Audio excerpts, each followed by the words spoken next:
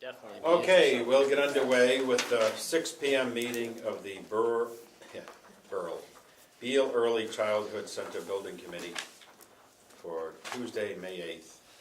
The first item on the agenda is to review some past minutes. Any comments on April 24th? Not hearing any. April 25th?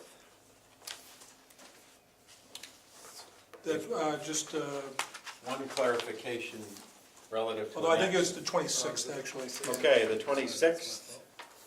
Just, there's a, Mr., on the 25th, or any of them, Mr. Girardi's name is just G-I-R instead of G-E-R, Okay. just for the record. That's nice, it's been ongoing. Okay, that's all right. Mom's mentioned it a couple times.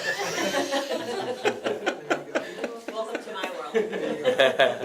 But on the 26th, it had indicated that it states the school committee unanimously voted to approve the Glavin Scheme A, et cetera. And I would ask the language be changed to say the school committee unanimously preferred the Glavin Scheme A. They did not take a formal vote. They just gave feedback to Sandy. Very good. Any further comments on April 26th? April 30th? Not seeing any. Okay, then do I have a motion to accept the 24th, the 25th, the 26th as amended, and the 30th of April? So moved. Second?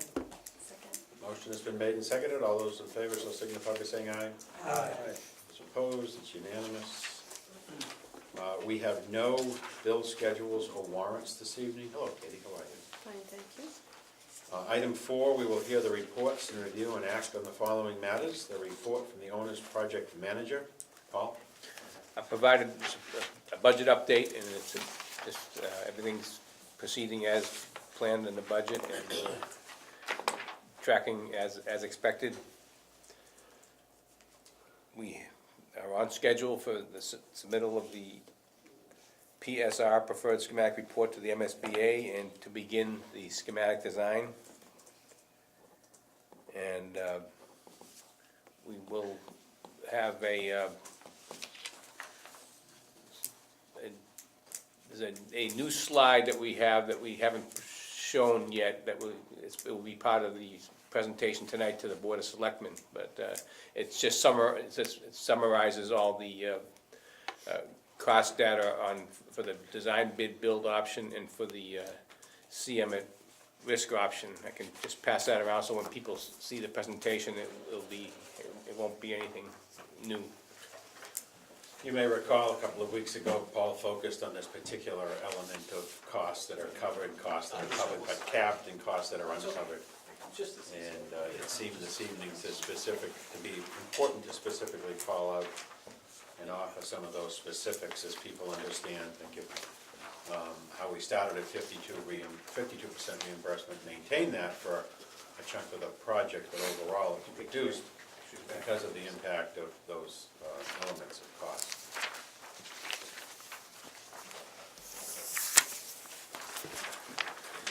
So both of the two sides of the sheet are formatted the same way. The blue boxes will show the town shares of the total project cost based upon dollars and percent, and the town share and the MSBA share, and the two shares add up to 100%. And the box below the first top blue box shows the distribution of eligible and ineligible total project costs. And that's significant because it's the eligible portion of the total project cost that the MSBA's percentage, 53%, gets applied to. The ineligible project costs are 100% town funded. So that just gives you a snapshot for each option, and we've also summarized, highlight the 10 cost categories that are ineligible by the MSBA standards. Thank you, Paul. I think this is, it summarizes it, in my opinion, quite well. Thank you. Okay. Any questions for Paul on this? Yes, Sandy? Just to make sure I understand correctly, the ineligible project costs, the difference between the two is based on the total overall cost of the project. When you look at glasses in the white box, on the first it's 29,327. On the CM at risk, you get the 33,721. Yes. So that's just based on the total overall Right, because the construction cost of the CM at risk one is higher, so and the certain percentage of the construction cost is ineligible, so that also, that's why that is higher. Great, thanks. And this is just information that are on those big 11 by 17 spreadsheets that we reviewed. There's no new information other than it being summarized in a. But it's, I think, very clearly stated, thank you. Could I just ask a Of quick course. follow-up to that? And I understand that point, but just so I'm clear, in those two tables, on the first page where it says the construction cost, 333 is per square foot, 19,055,000. And then if you flip it over, the number's 22.9, but it still says 333 a square foot. Is that supposed to be a different? No, because we have costs that are in the $400 per square foot Right. range. Oh, because that's the cap. So, I'm yeah, so, sorry. yeah, so Yes, got it. everything over 333 is what's ineligible. Got it. What's Greater below than- 333 is eligible. No, got it. This was missed. Okay. Thank you. Anything else for the OPM?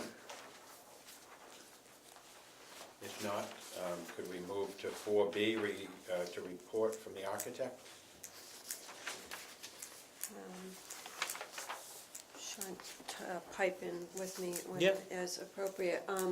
We are gearing up to move into the schematic design phase for the project, which is actually a pretty aggressive schedule that we have right now. Although we don't get approval from MSBA until the end of October.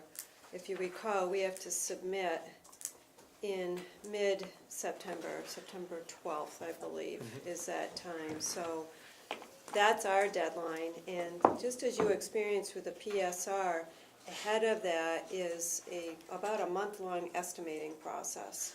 So we're really looking at completing schematic design early August to get everything to the estimators and then following up.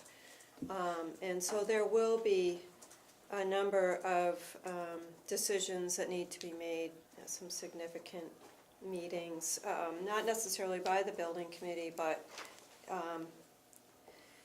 with anybody who has a role in this project, including certainly the district educational representatives. We will be going back to police, fire, facilities, parks and recreation, as the plans evolve, to be sure we've got everything in place, just as we did with Sherwood. A few of the things that we know immediately that we need to address specifically with the Glavin site, we thought would be worth just going through tonight. Right? We know we need to get additional geotechnical work. So if you recall, we used the borings and the data from the 1970s construction, which were very reasonable to use through the PSR till that site was decided. We also got, additional soil samples that indicated some regulatory levels of arsenic that we need to address. So we will need to get more information to get into that better, which is an interesting position to be in because it took quite a while to go through DCAM to get the permission to do the soil testing. So that's one thing we would recommend being authorized by you to pursue Okay, immediately. and why don't you just ask for a blanket authorization to access, provided there's advance notice? That's a good idea. So if we could can- file that ASAP with DCAM, Yeah. I'm sure they could turn it around. Their issue's gonna be scope and insurance. Right, which we've So why don't we try to got a get few that things set with that last ASAP to one. them? Another, along those lines, will be, we have, as you know, a placeholder in scope and estimate for the hazardous materials associated with the existing buildings on site. But for the actual project, we'll have to get a better study done and a list of the features that are in that. So that's another set of services that we'll have to address and get permission to do there. We typically request a site survey at this juncture. However, that's something to consider with the building committee.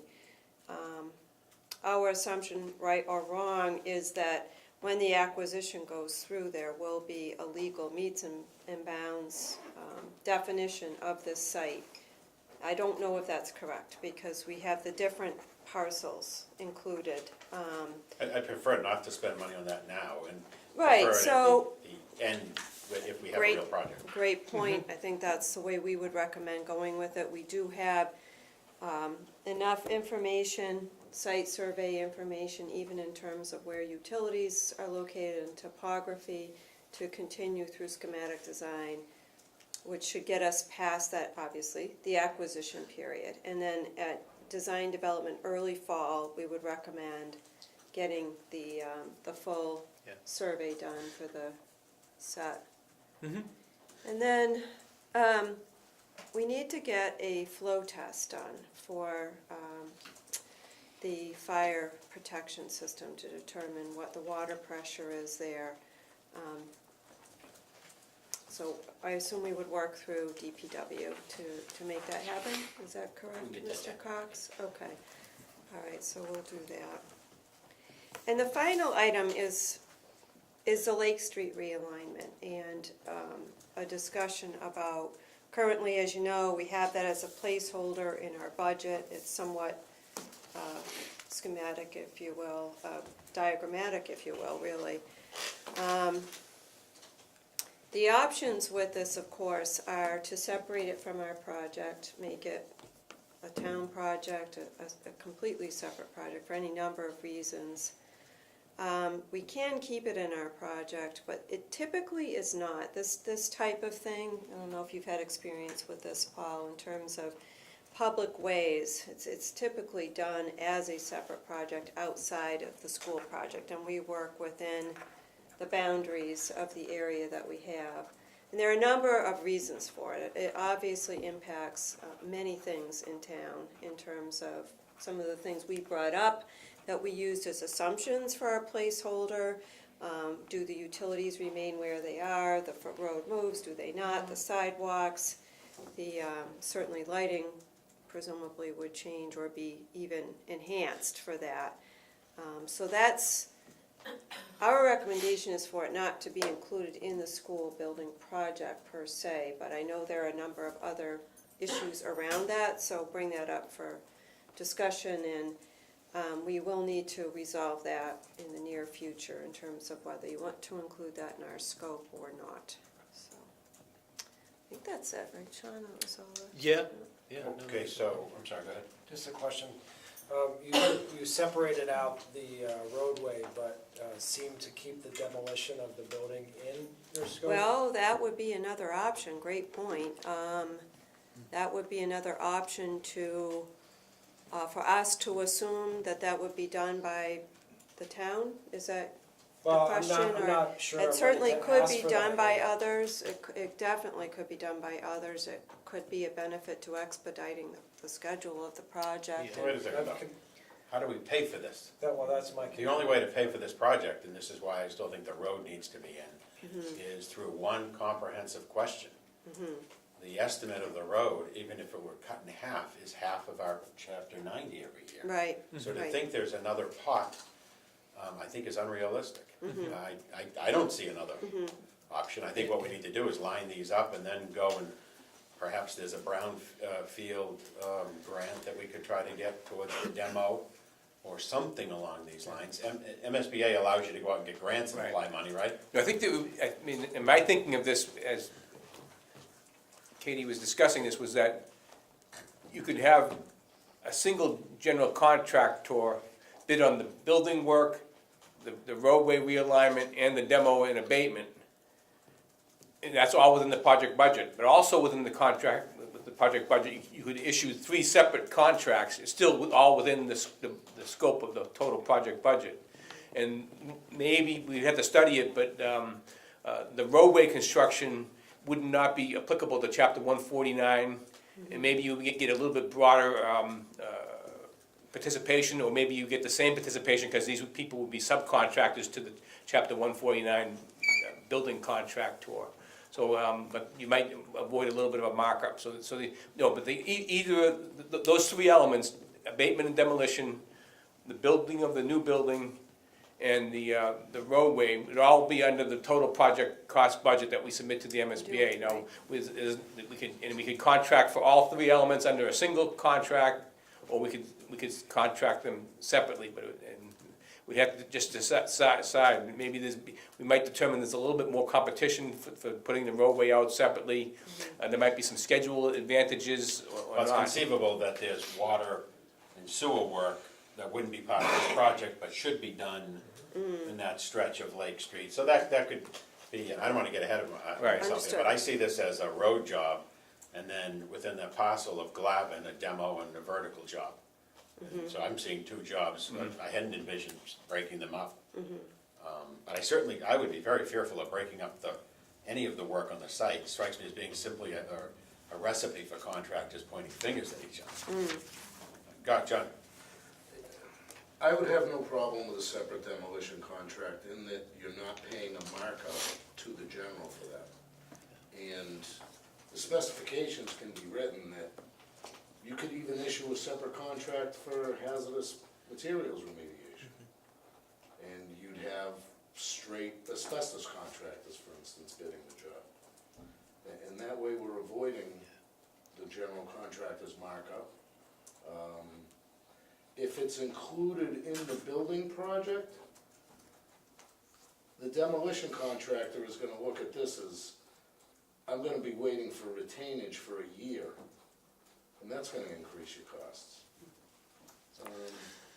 I would actually like to see the demolition broken up in two subsequent, with the hazardous materials remediation, and then here's your clean building, come knock it down. Judy? The other thing it can allow you to do is hit the market at the off-peak times also. As you can imagine, hazmat abatement and stuff for schools during the summer period when people are trying to do things off. You're paying a premium, so you can try to gear it towards that. It gives you some other opportunities there. Good. Bob, I think you were saying something. I was just gonna say, I would agree with you, John, for all the reasons you mentioned. And the site would be completely, building-free when the general contract was out, so there shouldn't be any conflict there. It'd be all done. They would know what they're getting into, prior to bid. Alrighty. Okay, so do you have pricing yet for that additional boring work you wanted to do? We have not, so we will develop those proposals. So if on the you wish. 7th, when is our next meeting? Before town meeting, we want to do something to ratify something. Just minutes. Just minutes so that you have. 22nd is the next meeting, 10-minute meeting we had scheduled. All right, so we want to get you going though with DCAM. 21st. Yeah, 21st, just to be clear. Oh, it's the Monday the 21st, 21st. Oh, before town meeting. that was just to vote on those minutes that you needed? right, that was the only agenda we had, however, Okay, but you need a vote tonight, or did I hear you ask for a vote tonight at least to go forth and do good work with DCAM asking for these permissions? if we're, I would imagine, as long as we're authorized to get that started in terms of this is the scope of work, we could work out the details of that proposal later. That sounds like if there's. Well, on the 21st, we might like a quick memo in advance and then we can just ratify that. Of course, At that least makes you're sense. authorized. Do we Yeah. have a sense of the group that, but look, do we have a vote to authorize them to go forward and work with DCAM on issues of access to the site and to the building for the mentioned purposes? So moved. Okay, good. All in favor, so signify by saying aye. Unanimous, good. You have that. Go forth and do Thank good you, work. terrific. Okay, so on the 21st, we'll do the minutes that we need to do, and we will review and hopefully approve your costing estimates for these activities. Okay. Okay. I might ask to see if borings would be required for the roadway, if you're going to have a That's a good contractor point, out there. very good point. Try to cite them somewhere over there, That- if you yeah. think it's necessary. Now, you're going into schematic process. What Yes. opportunities do you have to experience further efficiencies in the building that would then result in reduction in costs? We will endeavor to do that throughout the process. So I know that. Are there particular areas, though, Oh. that you see an opportunity to further experience some degree of efficiencies, et cetera? Actually, I believe, just in terms of the design that we have, it's a pretty efficient design, so it would be more about how we continue to develop it. We'll be looking at that. We do have to define the sustainable design pieces, so there may be elements in that that will assist us in terms of cost one way or the other. And long-term, it may be higher initial cost versus long-term operating cost savings that we need to discuss here. Of course, we'll continually endeavor to take a look at various efficiencies of systems, things like where the mechanical room is located, how efficient the structural system is, all of the different elements of that are important. What we're seeing right now, we're going in a pretty good direction in terms of efficiency with the plan. We've been able to, through the last few weeks, take that conceptual sketch and develop it into a little bit more defined floor plan, and it's testing out with the space summary template, which is good news. We're about to start on a series of meetings with the educational department to get in that much more deeply, and we'll see how that continues to prove out. When do you get to finishes? Finishes, we have actually kind of staked a claim on finishes even in the PSR in terms of what was used for estimating. In many cases, Sherwood was used as the benchmark because that's what we heard repeatedly to use that. For example, we have ceramic tile scheduled in the corridors. We have on the exterior of the building a certain level of super insulation, and the rain screen system, which typically includes metal panel and or brick. So we've kind of gone through Shrewsbury with an understanding, so we use that as the starting point, and we'll continue that. Those are all points that we'll be taking a look at again. And Bob, what we learned from Sherwood that works, we'll seek to repeat. That's actually what Katie was saying, and Yeah. I'm gonna kind of run that. If there's anything new out there that's better, you'd be looking at those products as well. We Did will we learn be- anything that wasn't quite what we had hoped at Sherwood? Yeah, I really can't say. It's some really unique insulated panels Yep. used in that building, that, it's a tight building. No, I wouldn't say that there's anything out there that Okay, good. I would necessarily change. Okay. So, Yes, John? Can we look at polished pigmented concrete for the halls? Oh, you're reading my mind, so it's just, John, I've that's already it. put We'll that be word out looking there, at, but we thank will you be very looking much. at flooring options, definitely, that will be part of it. Sherwood has unwaxed linoleum in it, which is a lower maintenance feature than the typical vinyl composition tile that requires stripping and waxing annually or twice a year even for some districts. But we'll continue to, we'll look at all of the materials. We again, for the PSR, for the estimate, we outlined basic materials like that to be sure that the budget was strong enough to carry those. Have you Of course. had good success with the polished pigmented concrete? Yes, it wears very well, it Mhm. requires very little maintenance, and it's less expensive. Mhm. May I ask Mr. McQueen a question? Sure. Can we confirm with DCAM that on a building project, we can break out a mass highway project as part of the budget?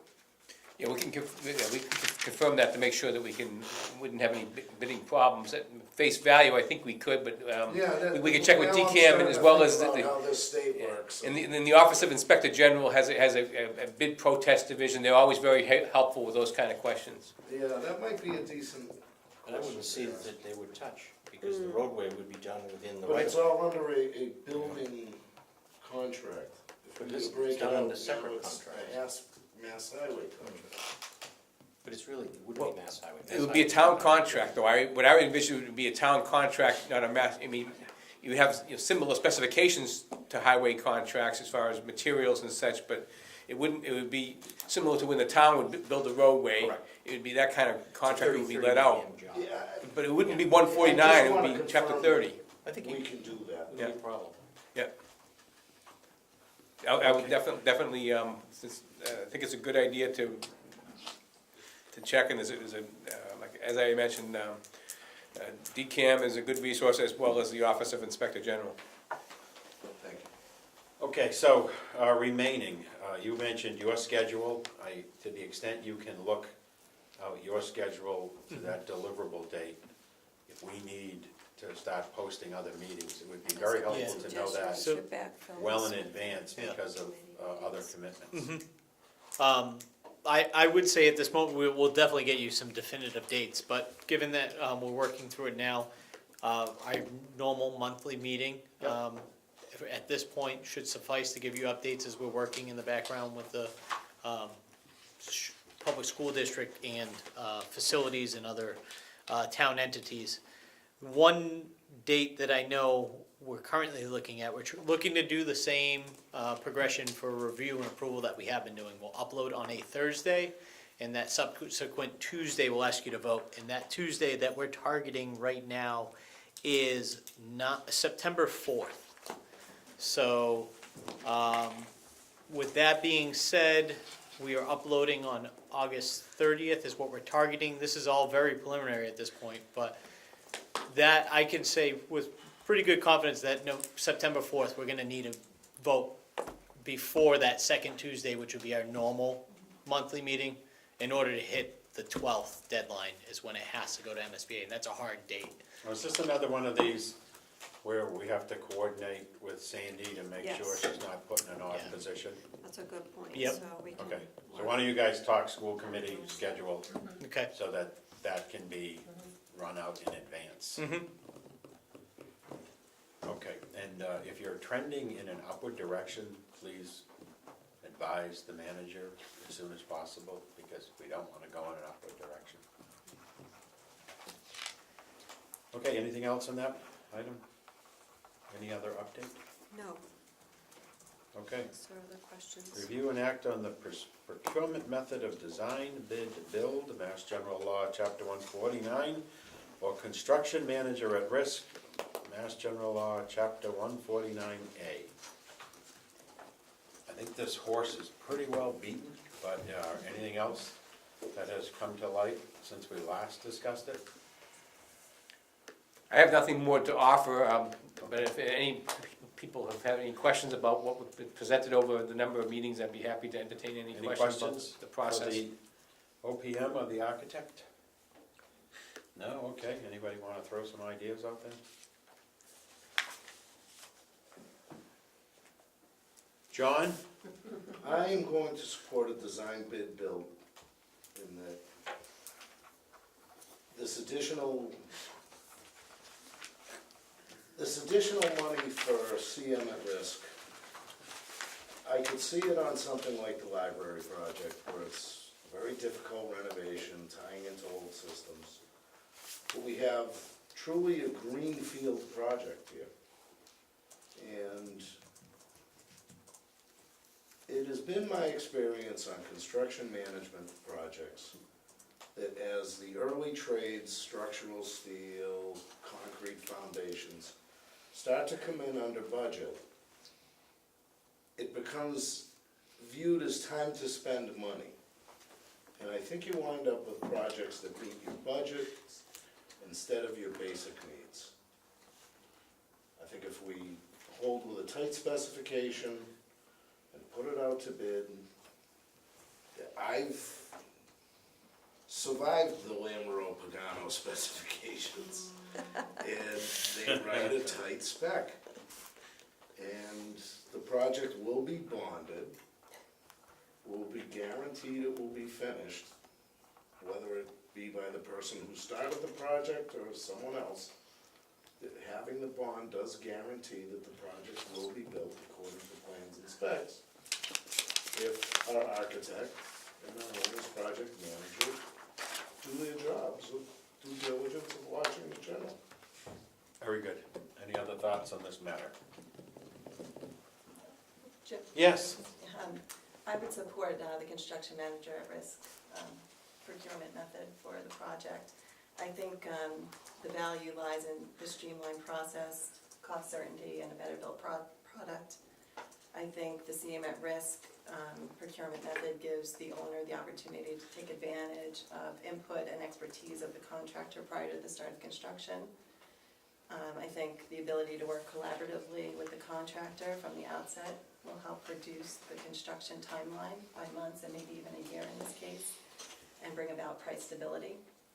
And I also believe the track record in Shrewsbury of the successful CM at risk projects that we've just recently experienced weighs in favor of sticking with the method that's been proven successful in the town of the past two very successful projects.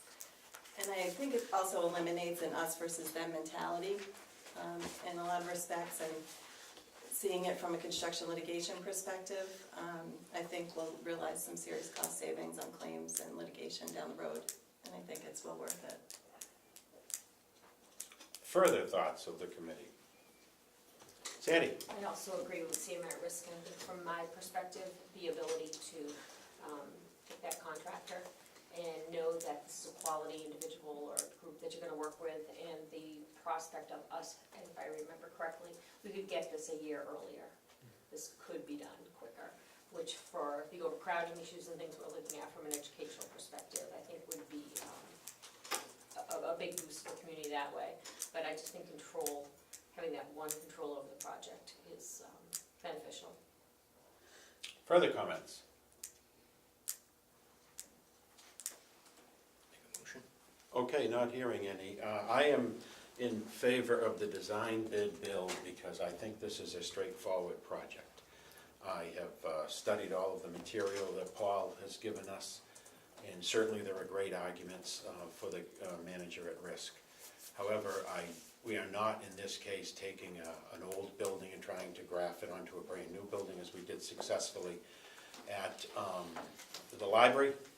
Also, we got a top-notch contractor at Sherwood and at the very bottom of the construction market. So I think part of the reason we experienced the positive economics at, I wonder, I should say, if part of the reason we experienced such positive economics at Sherwood was more to do with the overall marketplace than the construction manager at risk. Even if we experience 50% savings of the allowance, as Paul had previously provided to us, that's still, I think it was over $2 million more for the project. So I think, given the expertise of the team that we've assembled, I think we can, I'm more concerned about running the traps to make sure you can separate out elements of the contract than I am relative to the contract method or mechanism for engagement. So I'm confident with the work of the architect and the supervision of the OPM that if we go in the traditional sense, design, bid, build, that we will wind up with a good project. So, any other comments people would like to make? Mr. Superintendent? Thank you. I thought a lot about the two different options. Ultimately, where I've landed is that the CM at risk is, I guess from my perspective, a more conservative approach relative to protecting the size of this investment that we're asking the taxpayers to make. In terms of really insurance, that we know what the maximum price is going to be. We know a design bid build, if the contingency goes beyond, it's not a guaranteed maximum. We certainly have experienced that in the past. But for the reasons stated earlier, relative to quality, being able to pick ahead of time, pick the construction manager we want to work with, and looking at a very successful, at least speaking to the school building project, I know the library project less intimately, but as far as Sherwood, being able to say to the community that all the benefits we experience from that, that we're looking to replicate that, and to go away from that, I think creates more risk. You know, I'm sensitive to the idea that on paper it's a larger cost, and you know, I know Mr. Queenie talked about the potential savings, but breaking it down to an average tax impact, you know, per year level, just the pure numbers of design bid build versus CM at risk, it's about a $30 a year difference on the average taxpayer, and if the credits that Mr. Queenie illustrated, that's bringing that down to more like a $12 a year difference per year, and to me, that's a pretty good insurance policy to make sure you get the project you want on this level of investment. So for that reason, I'm supporting the 149A CM at risk. Really, are there Can any I other? just make Yeah, of course, of course. clarification of chapter 149, you are permitted to pre-qualify your bidders. Correct. Thank you. So we're not just gonna be stuck with anyone who happens to be able to get a bond of this magnitude. We are able to pre-qualify our Exactly. contractors. And you all, not just, you pre-qualify the general contractor and the filed The sub-bid filed- subcontractors. That's right. So you can cull the herd pretty well. Okay, very good. Any other comments from anyone who would like to make them? Otherwise, I will ask for a motion from someone, regardless of the position of the two questions. I'll make a motion. Okay, Bob, you make a Use motion. construction manager at risk, chapter 149A. Motion is on the table for 149A. Is there a second? Second. Motion's been made and seconded. All those in favor shall signify by saying aye. Aye. And let me just take down the numbers. So 7-2, am I counting correctly? Okay, 7-2. Okay, we're going construction manager at risk.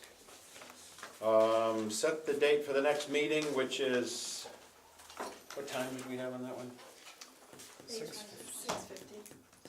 650 on 21st. Is that enough to get done with that memo, do you think, or do you I need a couple think of? so. Okay, very I good. think so. All right, 6:50, Mr. K, that's at middle school, correct? Oak Middle School, and we will meet in the well in front of the stage.